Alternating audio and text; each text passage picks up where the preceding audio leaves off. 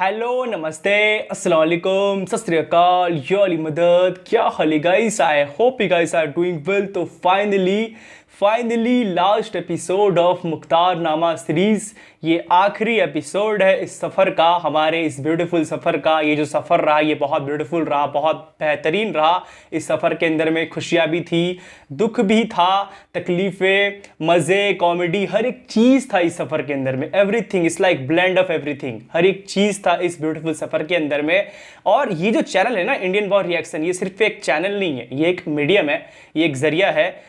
जिस मीडियम के ज़रिए जितने भी अहले बैत के चाहने वाले हैं वो एक साथ मिलकर इंटीग्रेट होकर अहले बैत के गम में शरीक होते हैं। फिर वो चाहे किसी भी कंट्री से हो सकते हैं, चाहे इंडिया हो, चाहे पाकिस्तान हो, चाहे इराक हो, ईरान हो, बांग्लादेश हो, यूक्रेन हो, कहीं के भी लोग हो भैया, ये सब मिलकर अहले बैत के गम में शरीक होते हैं। इस चैनल ने एक ऐसा पुल बनाया है, स्पेशली मैं इंडिया पाकिस्तान के लोगों के लिए बात कर रहा हूँ, बिकॉज ज़्यादा आग हम दोनों में ही लगी होती है। तो स्पेशली इस चैनल ने ऐसा पुल बनाया है ना कि इंडिया के बॉर्डर के इस पार से पाकिस्तान के बॉर्डर के उस पार तक एक डिजिटल पुल बनाया है, ऐसा कि भैया जिस पुल के जरिए उस साइड की पब्लिक और इस साइड की पब्लिक, जितने भी अहले बैत के चाहने वाले, वो एक साथ उस पुल पे चढ़कर मिलकर जो है ना डिजिटली आकर अहले बैत के गम में शरीक होते हैं। ठीक है, इस तरह का पुल क्रिएट किया इस चैनल ने। दैट्स वाई ये सिर्फ एक चैनल नहीं है। भले ही हमने इस सफ़र में, इस ब्यूटीफुल सीरीज़ के सफ़र में ज़्यादा व्यूज़ नहीं कमाया, ज़्यादा सब्सक्राइबर भी नहीं कमाया, पैसा भी नहीं कमाया, बट इससे कुछ फ़र्क नहीं पड़ता। बहुत सिंपल सी बात है, इससे कुछ फ़र्क नहीं पड़ता। वो कभी कभी मैं मायूस हो जाता हूँ, बिकॉज मैं एक यूट्यूबर भी हूँ ना भैया। तो बहुत सिंपल सी बात है, नंबर्स देख के थोड़ा सा फ्रस्ट्रेट, तकलीफ होती है, क्योंकि नंबर्स जब बढ़ते नहीं है तो यूट्यूबर को तकलीफ होती है। बहुत सिंपल सी बात है, क्योंकि मैं एक यूट्यूबर भी हूँ, बट सबसे ज़्यादा इंपॉर्टेंट मैं अहले बैत का लवर हूँ। बहुत सिंपल सी बात है भैया। तो व्यूज़ ज़्यादा मैटर नहीं करता, क्योंकि ये जो वीडियोस हम बनाते हैं ये सिर्फ व्यूज़ के लिए नहीं है, ये वॉइस के लिए है ना। ये वीडियोस व्यूज़ के लिए नहीं है, ये वॉइस के लिए है, ये किसी न्यूज़ के लिए नहीं, ये नॉइस के लिए। बहुत सिंपल सी बात है। दैट्स वाई मुझे फ़र्क नहीं पड़ता व्यूज़ आए ना आए, बट मज़े बहुत आ रहे हैं इस चैनल पे। बहुत सिंपल सी बात है भैया, है ना।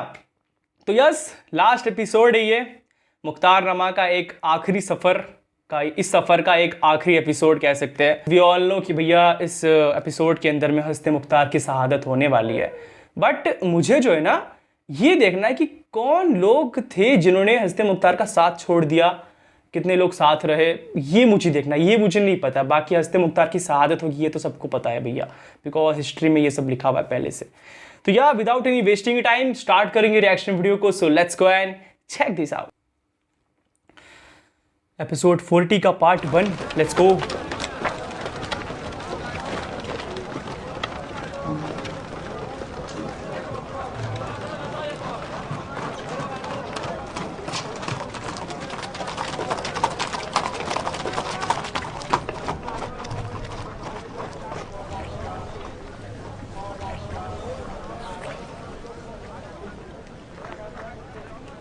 इब्न हुर एंड जाफर। ये खामा की जिद छोड़ दो अबू इसहाक, मैं जाने वाला नहीं हूँ। जाने वाले नहीं हो, तुम्हारा एक पाँव कब्र में लटका हुआ है। हाँ, जज़ाकुमुल्लाह खैर है। मुझे ये जानकर खुशी हो रही है कि अभी तक तुम्हारे होश ठिकाने पर हैं। मैं दुश्मन को पीठ दिखाने, घुटने टेकने और फरार करने वालों में से नहीं हूँ। तो ये कहो कि मर जाने के लायक ही हूँ। बंदा खुदा, अब मुझे दुनिया का चौकीदार तो नहीं बनाना। मेरी तमन्ना थी कि कातिलान हुसैन की जिल्लत रसवाई को देखूं, जो कि मैंने देख ली, और फिर मेरी उम्र चंद महीनों के सिवा और बची ही क्या है। तुम्हें मजीद जीना होगा। जबरदस्ती की वजह? तुम्हें जिंदा रहना होगा, क्योंकि क़याम को जिंदा रहना है। आज के बाद से क़याम की बुनियादें तुमसे वाबस्ता हैं। इसमें कौन सी बड़ी बात है? ये कोई मुश्किल काम नहीं है। जो भी एक आलिम फाजिल शख्स होगा वो ये काम कर सकता है। हाँ, मगर ऐसा मुनसिफ शख्स कहाँ है जो अदलो इंसाफ को बरकरार रखे और नफसानी ख्वाहिशात पर कुर्बान न हो जाए, सच को झूठ और झूठ को सच का जलवा न दे, और अपने मजहब और मकसद का दिफा करने के लिए सच की मुअर्रफी न करे। तुम एक मुनसिफ, दीनदार और आलिम शख्सियत हो उबैदा, और हमारी खूबी और खामियां तुम जानती ही हो। मैं थक गया हूँ अब इसहाक। मैं इस कौम की हिमाकत, हुलिये और दुनिया परस्ती से तंग आ चुका हूँ। तुम्हें तुम्हारी दाढ़ी की कसम है, इजाजत दे दो कि हम मिलकर ये सफर करें। दाढ़ी की कसम। बहाना तराशी मत करो।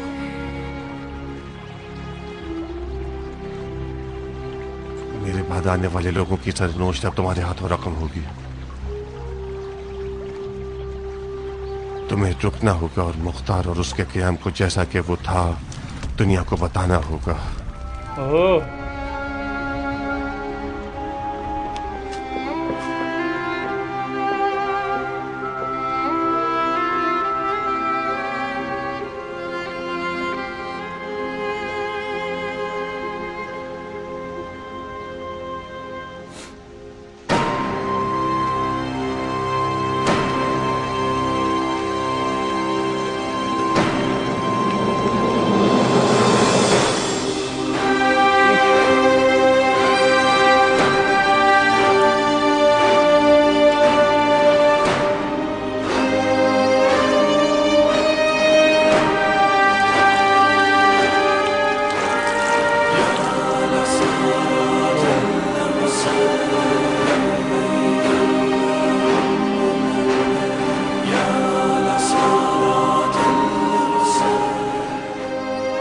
अमीर का खारे पानी से नहाना, और वो भी सबके सामने, बिला वजह नहीं होगा।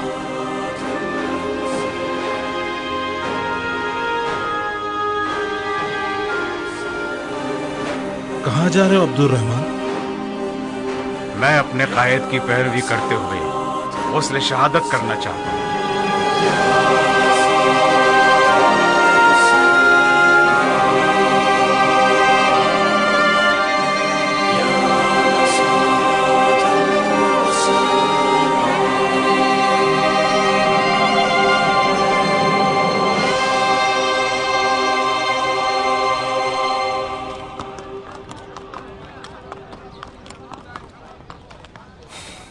एक साल से हमने बीवी बच्चों की शक्ल नहीं देखी।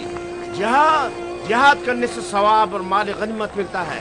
एक साल का सवाब हमारी 7 पुश्तों के लिए काफी है। माल गनीमत को भी ठुकाने के लिए तैयार हैं हम। आखिर कब तक ऐसे दयार में सरगर्दा रहना होगा जहाँ के लोग जरा सी भी मुसलमानों की खूबू नहीं रखते। एक मुजाहिद को बाप के कातिल की नजरों से देखते हैं, उनकी आंखों से नफरत बरस रही है और उनके होंठों पर वो मुस्कुराहट है जो ढेरों ढेर गालियों से बदतर है। तुम क्यों इतना उछल रहे हो? क्योंकि मैं नहीं हूँ, मैं इस कौम की जबान हूँ। अच्छा, तो ये हंगामा आराई इज्तिमाई है? हंगामा आराई नहीं है शहजादे, ये मुजाहिदीन की एक शरई जिम्मेदारी है उनके अमीर से। कमोबेश 2 महीनों से हमने इस कुफ्र के महल का मुहासरा किया हुआ है और उससे फतह करने के लिए टाल मटोल कर रहे हैं। क्यों? ये एक जंगी राज है मुजाहिद। क्या तुम लोगों के उमरा अपनी जंगी इसरार का ऐलान करते फिरे? जी नहीं, हम ये चाहते हैं कि हमारे उमरा बैठे ना रहें ताकि दुश्मन वो ना कर गुजरे जो वो चाहता है। मैं महल के तमाम तर मुहाफिजीन से दोस्ती कर चुका हूँ। लम्हा ब लम्हा उनसे गुफ्तगू की है मैंने, उनको बहुत कुरेदा है मैंने। वो लोग तो बहुत खुश हैं, डट के खाते हैं, मस्जिद से सोते हैं और इस इंतजार में है कि गुर्बत हमारी कमर तोड़ दे। ये झूठ है बंदे खुदा। ये लोग तुम सबको ज़हनी शिकस्त देना चाहते हैं। अगर सारा कसरे कूफा खाने पीने से भर दिया जाए तब भी इन 7,000 लोगों को नहीं पाला जा सकता जो इसमें कैद हैं। सुना है कि महल के अंदर कुछ मख्फी गोदामों तक रसाई हासिल कर ली है जो खाने पीने से भरपूर है। खुदा की पनाह, तुम मानते हो इस बात को? अजायबात मुख्तार को देखने के बाद तो जरूर मानता हूँ। तो अहलो अयाल से दूरी का गम कौमे बनी इसराइल की मनुसलवा की सी दास्तां है।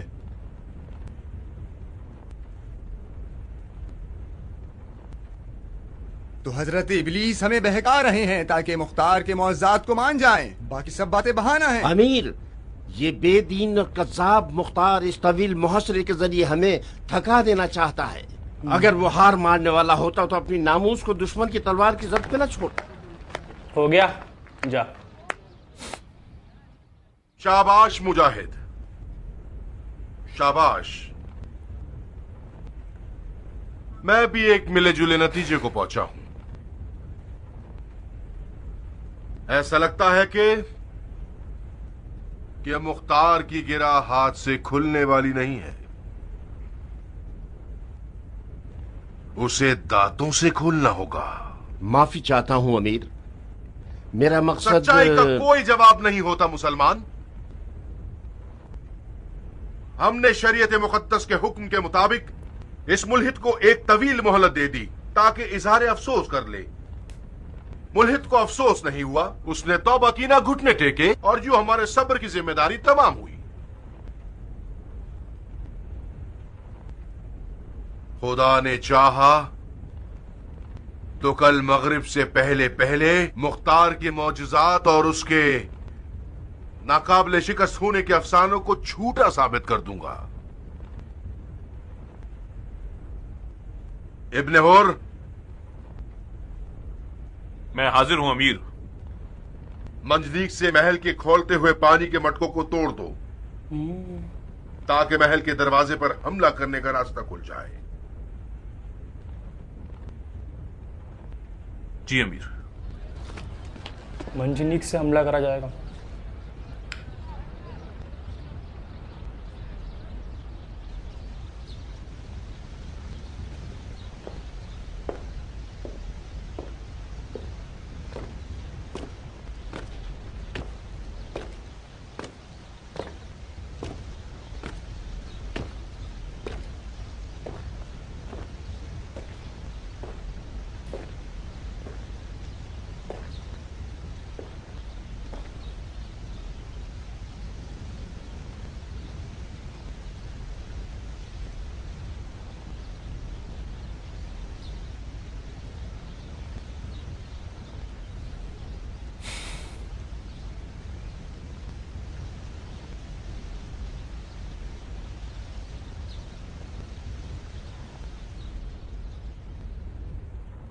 ला हौल वला कुव्वता इल्ला बिल्लाह।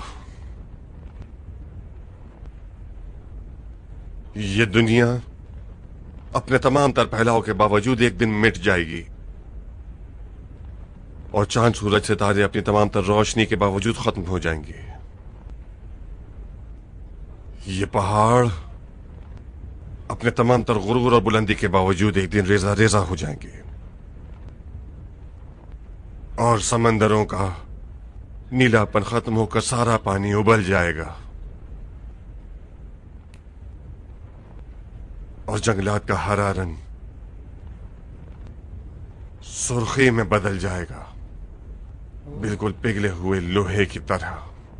लावा, मॉल्टन। ऐसे वक्त में इंसान उस मकोड़े की मानंद होगा कि जिसके घर में पानी आ गया हो, और वो परेशानी के साथ पुरम जगह की तलाश में दौड़ता है और दौड़ता है और दौड़ता है कि कहां है जन्नतुल मावा। जन्नतुल मावा। एक पुल को अपने और खुदा के दरमियान हाइल देखता है, और ये पुल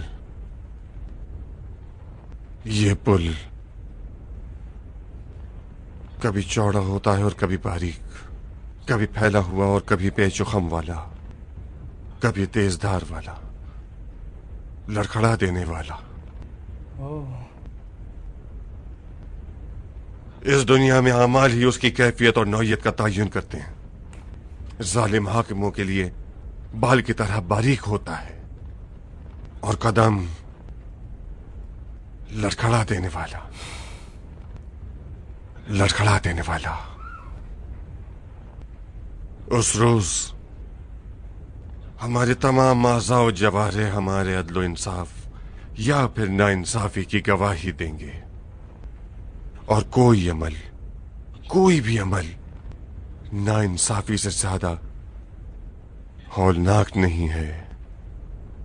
आप लोगों ने कुछ अरसे अपने मामलात की बागडोर को मुख्तार इब्ने अबू उबैदा सकफी के सुपुर्द किए, और आपने ये चाहा कि वो आपके दरमियान अदलो इंसाफ से हुकूमत करे।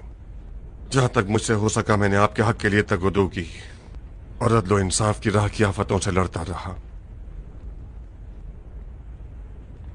मैं जो भी था और जो भी हूं, मेरा खुदा बेहतर जानता है। नापाक अज़ाइम वाले कज़ाब कहते हैं, और अहले जुल्म जूर मुझे दुनियादार और जालिम कहते हैं। जो खता से मुबर्रा है वो सिर्फ खुदा का वली और वसी ही हो सकता है। मुमकिन है क़याम की राह में मेरे कदम लड़खड़ाए होंगे और कहीं मेरी जबान फिसल गई होगी।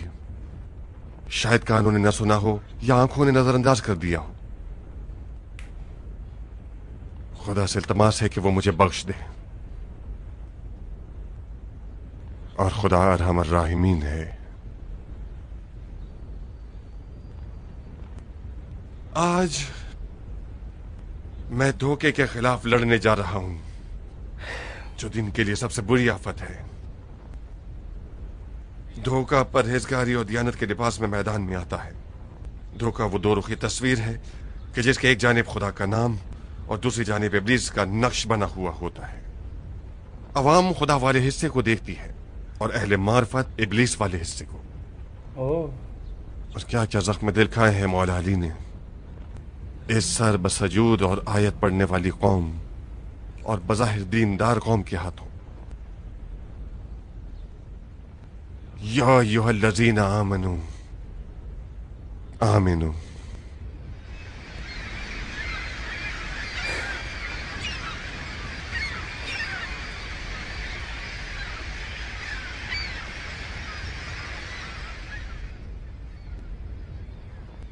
मैं वादा करता हूं कि अगर क़याम के शुरुआत के दिनों की तरह तलवार चलाओगे तो कामयाब रहोगे और तो के बाद दुश्मन पर गलबा पालोगे।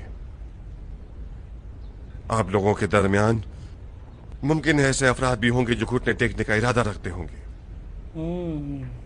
मैं इनके सरों से अपनी बैत उठा रहा हूं और इत्माम हुज्जत कर रहा हूं कि धोखा आप लोगों को अमान देगा ताकि आपकी मुकाविमत को तोड़ सके, लेकिन गलबे के बाद कोई शक नहीं वो जरूर आपके सर कलम कर डालेगा।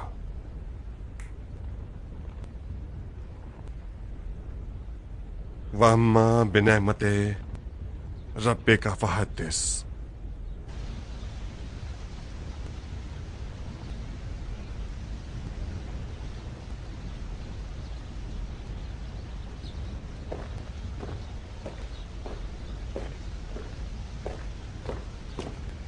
एक लास्ट स्पीच कह सकते हैं इसे। क्या अमीर वाकई मैदान में जाना चाहते हैं? जैसा कि नजर आ रहा है ऐसा ही है। हमारे तवील मुकाबले ने दुश्मन के घुटने टेक दिए हैं।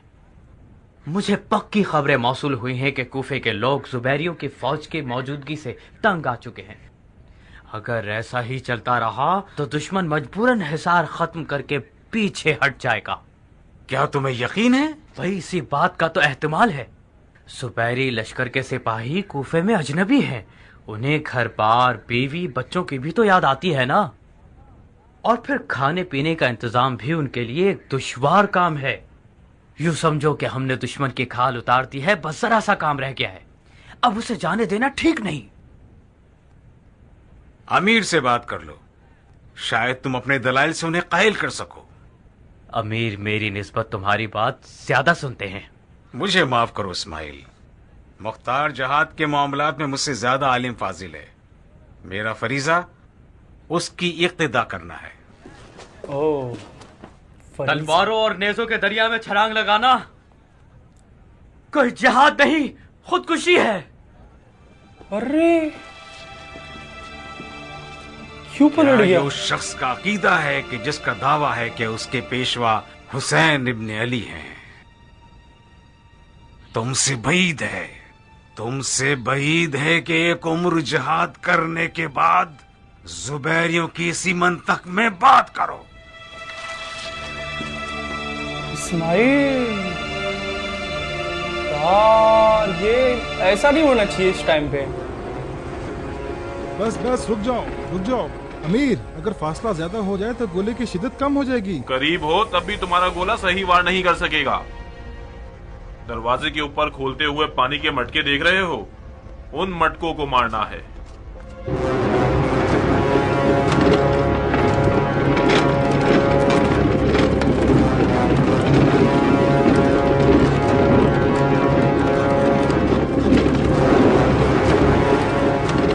काफी है। मंजनिक निशाना बनाओ। घुमाओ। घुमाओ बस। तैयार हो?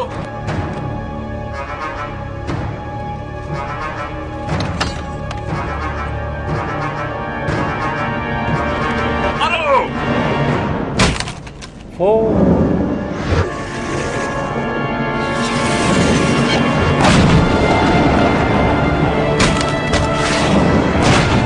मंदिर से हमला कर रहे हैं, दीवारों से हट जाओ, सामने से हट जाओ।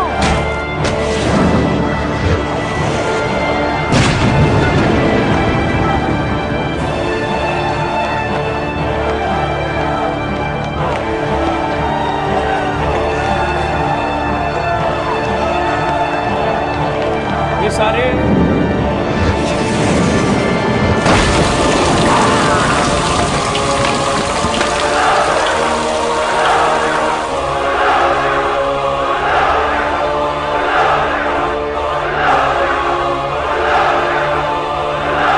पानी बहुत गर्म था।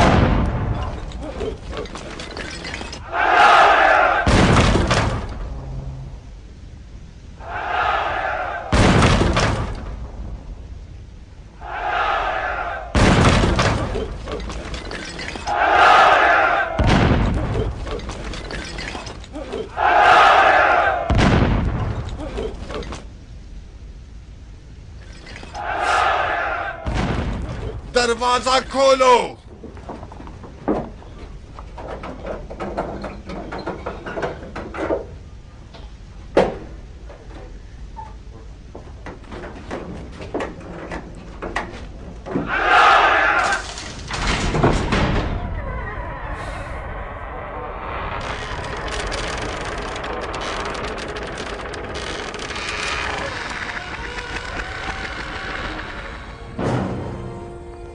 ये क्या करना चाहता है? खुदकुशी। अपना कफन भी पहन चुका है। जाफर की राय ठीक है मोहल्ला? मुख्तार मैदान में इसलिए आया है कि रजस खानी करे। हो सकता है वो तुम्हें भी मुकाबले के लिए बुलाए। तुम्हें तैयार रहना चाहिए। मेरा दिमाग खराब नहीं है। जाफर, इंतहाई शोर मचाओ ताकि वो हल मिन मुबारिज का नारा ना लगा सके।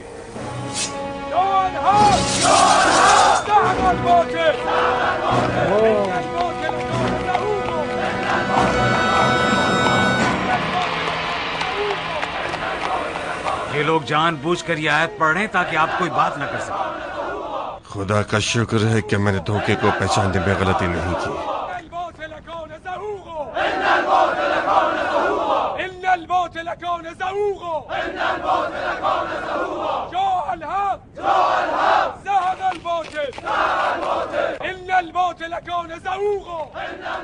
कहाँ जा रहे हो बेवकूफो? अपनी जान प्यारी नहीं है तुम लोगों को? हटो पीछे।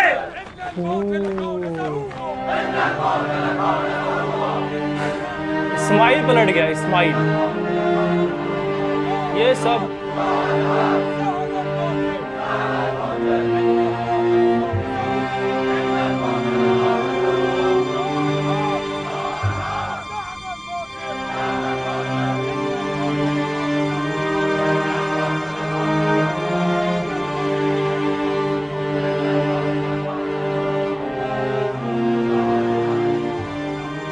खुदा कसम ये लोग कल तक बकरियों के रेवड़ की तरह ज़िबा कर दिए जाएंगे।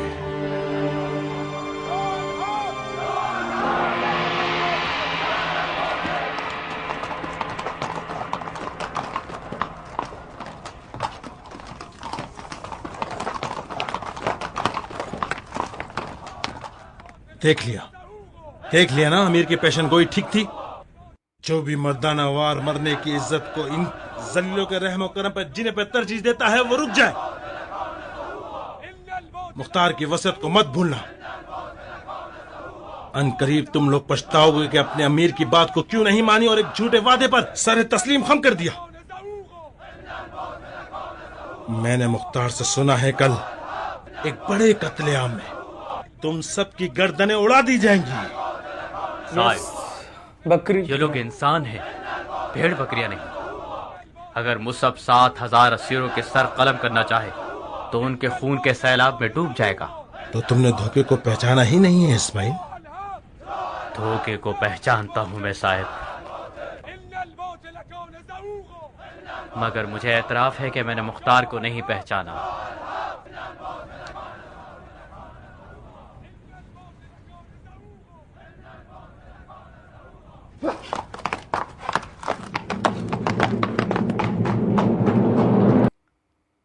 ये था एपिसोड 40 का पार्ट 1। मैंने पार्ट 1 इतना ही रखा है क्योंकि मैं नहीं चाहता हूँ कि फाइट स्टार्ट होती ही पार्ट 1 ख़त्म हो जाए, इसलिए अगले पार्ट में अपन पूरी फाइट देखेंगे, पूरी फाइट कवर हो जाएगी।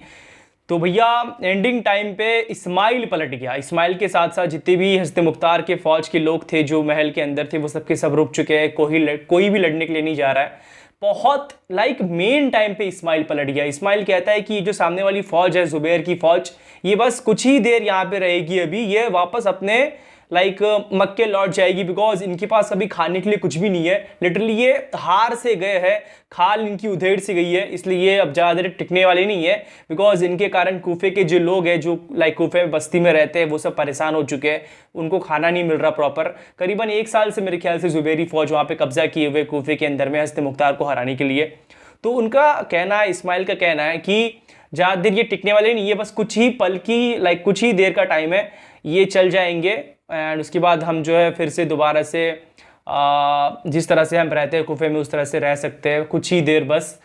वो कहते हैं कि हम जो है फाइट नहीं करना चाहते। तो ये बात थी इस्माइल की, वो नहीं चाहते थे कि वो फाइट करे, वो उनको लगा कि कुछ ही देर ये बस यहाँ कुफे में रहेंगे एंड चल जाएंगे। बट एक्चुअली वो बहुत बड़े धोखे में थे, इस्माइल जो थे बहुत बड़े धोखे में थे। उनको नज़र ही नहीं आ रहा था कि ज़ुबैरी जो फौज किस तरह से धोखेबाजी करी जा रही थी, उनको बिल्कुल नज़र नहीं आ रहा था। इसलिए उन्होंने कहा कि मैं जो हूँ तलवार के समंदर में अपनी एक तलवार को नहीं लाने वाला, नहीं लड़ाई करने वाला, इसलिए वो पीछे हट गया। एंडिंग टाइम पे पीछे हट गया इस्माइल, साथ साथ जितने भी फौज के लोग थे सबके सब पीछे हट गए। एंड लड़ने के लिए अपन ने देखा हज़रत अब्दुल्ला, हज़रत साहिब और हज़रत मुख्तार जो है वो आगे गए हैं। सिर्फ 3 लोग, मेरे ख्याल से जितना मैंने देखा है सिर्फ 3 ही लोग आगे गए हैं। बाकी इसके आगे का अपन अगले पार्ट में देखेंगे। सो या मिलते हैं नेक्स्ट वीडियो में। बी से बी हैप्पी, पीस आउट, क्या मदद, लब्बाई क्या उसे।